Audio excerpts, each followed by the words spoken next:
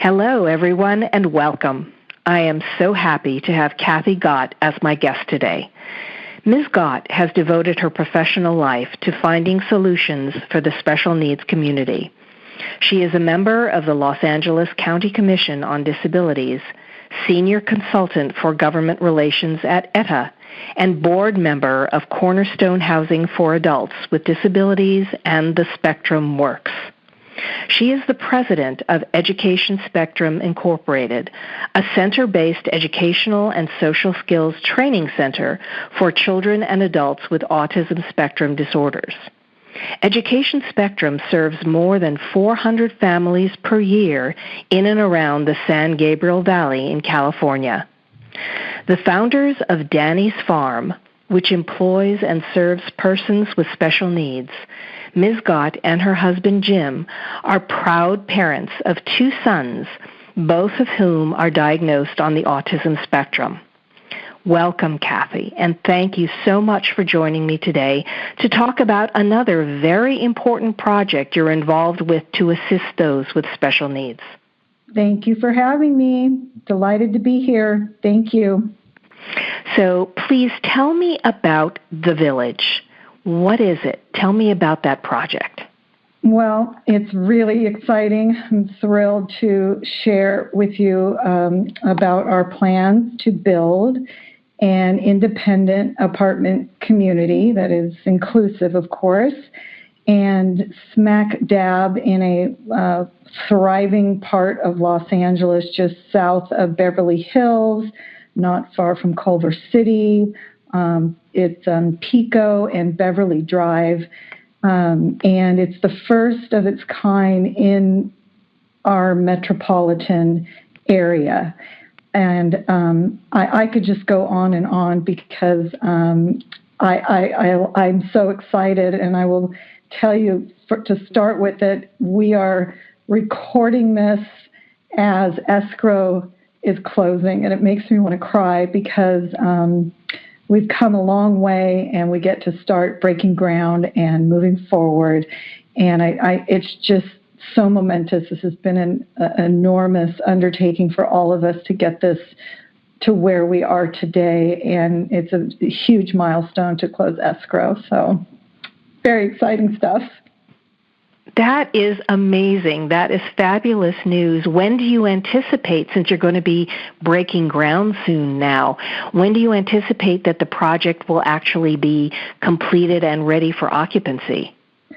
We are targeting the end of 2022. So thankfully, so far, all of the process through permits and approvals, as we've been fast-tracked, and we haven't had any obstacles. Of course, COVID put us back a few months, but everything seems to be on track to break ground next year and start building. So why are you personally so passionate about the Village? And can you also tell me a little bit about what the building, the community itself, will include? Well, let me start with that, and that'll tell you why I'm so passionate and excited. Okay, all right. So to answer that, this is it's going to be just a luxury, beautiful building, just, not going to look anything like it's for people with special needs, and it's really not. It's just a beautiful, high-end building, and the first floor is retail space, and the tenants who will be occupying the space are agreeing to and embracing not only volunteer and vocational training, but providing jobs for residents who want to work in that space. So that is really exciting. The second floor will be meeting spaces, offices, and dining area. And what's so nice about this is that it's going to be, just public spaces that people can rent or reserve for events and conferences and family gatherings and holidays. And again, very welcoming and inclusive, and a lot of jobs to be held just orchestrating on the second floor. There's a state-of-the-art gym, a teaching kitchen, just so many opportunities for those who, there's no one-size-fits-all, as anybody knows who has kids with special needs or adults with special needs. So nobody has to do anything. They don't have to join anything. Everybody has their own key to their own apartment, and that's their private space.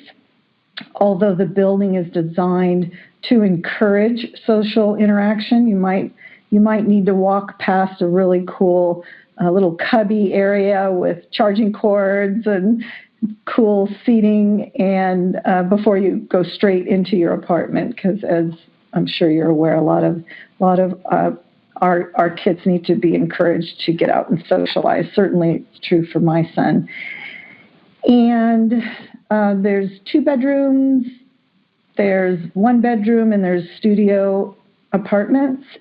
And there's 4 floors that are identical, so there's totaling 64 units, not all of which will be occupied by those with developmental differences. There will be, neurotypical people living in the building, of course. And when you get up to the rooftop, then we have just an incredible gathering, barbecue, party space. I mean, it's going to be amazing. And the views, and we'll have a garden up there. And we'll harvest the garden in the kitchen. And let's see, we have a dog park. And, anybody, whatever supports and services that individual person needs to help them live independently is up to that person and their own program, whatever they have for them.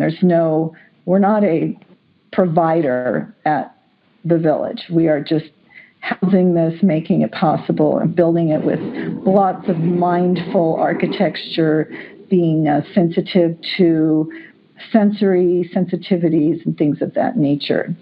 And I'll tell you why I'm so passionate about this, because the need for housing, and we are working very hard with a number of entities to make this very affordable, and it will be, and is so enormous. When you think about, if there's a big housing shortage now for adults with disabilities, developmental disabilities, you think about, these are the adults that were born in the early 90s, when the huge, influx and tremendous number of people being diagnosed with autism was only beginning. I mean, in these years, it was 1 in 5,000 kids were diagnosed with autism. And today, it's 1 in 54. And it's been this steady increase. And all of these kids are going to grow up and need housing. And there are a lot of things available, and again, this might not be for everyone, and it depends on what your needs are out there in the community. But for this particular population, it is filling a great need, and we hope to inspire many, many more like it. And we've traveled all over. I have the good fortune of traveling with my husband. My husband's job takes us all over the country, and whenever I go, I try to visit some housing program. And most of them are not really in the city or they're not in the greatest neighborhood because it's expensive. So this has been a tremendous philanthropic undertaking with the most generous, amazing people who have led our campaign to get to this space. And it's just really exciting. For me personally, our son does live independently with supports, but there's not a lot of opportunity for socialization once he gets home. And it gets a little lonely, so very isolated once he gets at home. And I know a lot of parents share with me in that desire to have their kids have more social opportunities. So for me, very exciting. Thanks for asking. Oh my gosh, that sounds absolutely incredible. I mean, you're right. There is nothing else out there like it, and there should be. And I'm so glad that you and your team have made the effort to make this happen. That's amazing. Now, it is very expensive to build in Los Angeles, as we all know. You mentioned some very generous people who are involved in the creation of this project. So how are you accomplishing this? Well, incredible philanthropists, Hendel and Eric Schwartz, have a son with cerebral palsy. They live in Beverly Hills, and this was her dream. And she started, uniting and igniting people together to inspire this idea. And they kicked it off with a very large LEAD grant. And then as we developed our, board of directors, we had early on, this has been in the works for quite a few years now. Years back, we did focus groups, and, we really, we didn't just build it on an island. There's just been an enormous amount of support, primarily through the ETA network, which is an organization that serves people with developmental disabilities, and they do provide housing, but more group homes, which, the world is changing, and what's optimal and what laws permit people to do in congregate housing have drastically changed and need to be more inclusive. So, just our board is, I don't know if it's okay. I want to thank, Cam Baboff is our board president, and then he made a tremendous gift. And he is a world developer. He's built, buildings and hotels, all over the place. He's just amazing and is so generous. It's unbelievable. And what makes it incredible is that he has no children with special needs. And I honestly, it makes me want to cry when I think about somebody who is such a big heart for this population, and it's not because they were inspired by their own family member. He's just inspired by the work ETA does and sees this need and wants to help. And it's gorgeous. It's lovely. Well, thank goodness for people with big hearts. Yes. Right? That's yes. what a wonderful story that is. Now, what about those who might be interested but don't live in the Los Angeles area? Can they still become a part of this project? Oh, sure. Yeah. We've been, it's really quite new. We only started our, capital campaign in the fall of last year, and we got our 501c3 late last year. We've raised $8 million to date, and we are more than, $9 million, and that was as of this morning. So we are, looking at around 60% of our goal has already been attained. So, and we haven't really launched yet our broader campaign with, kind of a variety of giving options. It's only been kind of the quiet fundraising to try to infuse, larger gifts to get started. So we have a lot of work ahead of us to continue our campaign. And at the same time, we are, anyone who's interested, we have someone who is keeping a list of interested parties who may be interested. And that doesn't mean it's a waiting list. So until we publish our concrete entrance criteria, it's premature to start a waiting list. But I will tell you that this building is not for everyone. I wish it could be, but it's not. And I hope the next building is for a very different population, which is another tremendous need, and that is those with major behavioral challenges and some physical challenges. And honestly, I hope that's our very next project. That is my goal, my desire.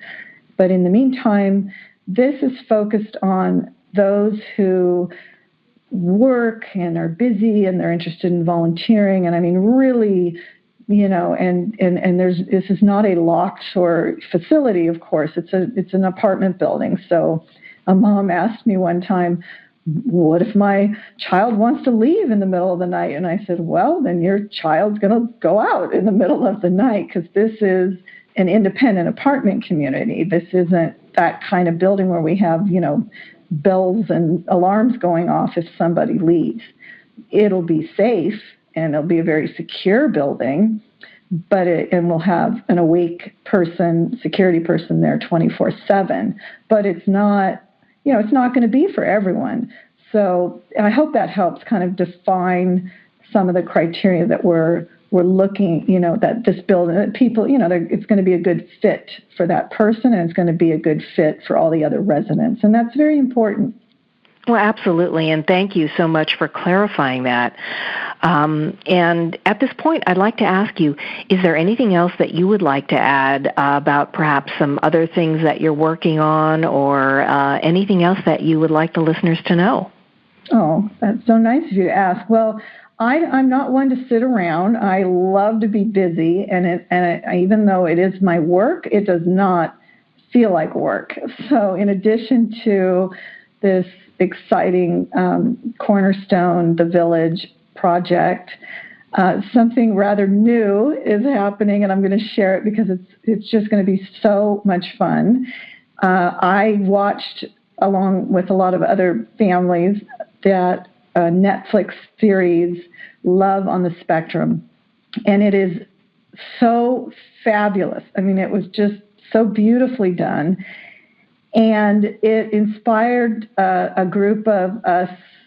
Some of us are moms, some of us are professionals and service providers in the area, and we got together and we invite people to join us. There's no limit on this. And we are collecting names of adults can just fill out a 2-question questionnaire just to be on the list, so that when we launch things like we're having a speed dating event, or we have relationship coaches available, or classes and practice and socialization programs just focusing on love and dating and relationships. And I mean, this is so much fun. I can't even begin to tell you. So that has been fun.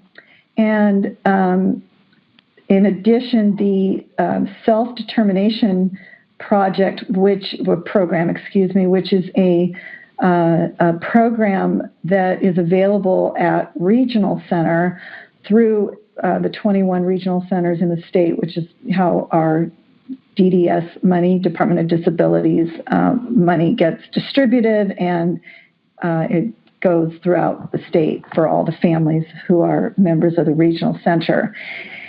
And it's a brand new service delivery system that's been rolled out in phases, and it becomes available in June of next year, which is right around the corner. And it's not for everyone, but it is so different, so incredibly different from the way traditional services are funded. Without getting into more detail, I am so excited about this, and I've been working, consulting with one of our regional centers in the area and helping transition families into the program and learning about it and the freedoms and what it can do for families is gorgeous. So I hope, if people are interested in self-determination, getting more involved, getting information, want speakers to come, tell them about it, whatever it is, they can certainly reach me, because it's pretty exciting. Well, on that note, Cathy, tell me, how can our listeners get in touch with you if they do have questions and they want to know more? Well, I'm just going to give you my personal email, because I never run out of time for fellow families calling me, or trying to reach me. And my email address is Cathy, Cathy, and then a dot or a period, last name Gott, Gott, at yahoo.com. And I mean, that would be the best way to reach me. I can give you my office phone number at Education Spectrum. Also, a great way to reach me is 626-797-1500. Well, thank you so much, Cathy, for your time and for sharing some terrific information with us today. Well, thank you for inviting me. What a pleasure. Thank you so much. I also want to thank our listeners for spending a part of their day with us. I'm Gilda Evans, reminding you to take care of yourself and that special person in your life.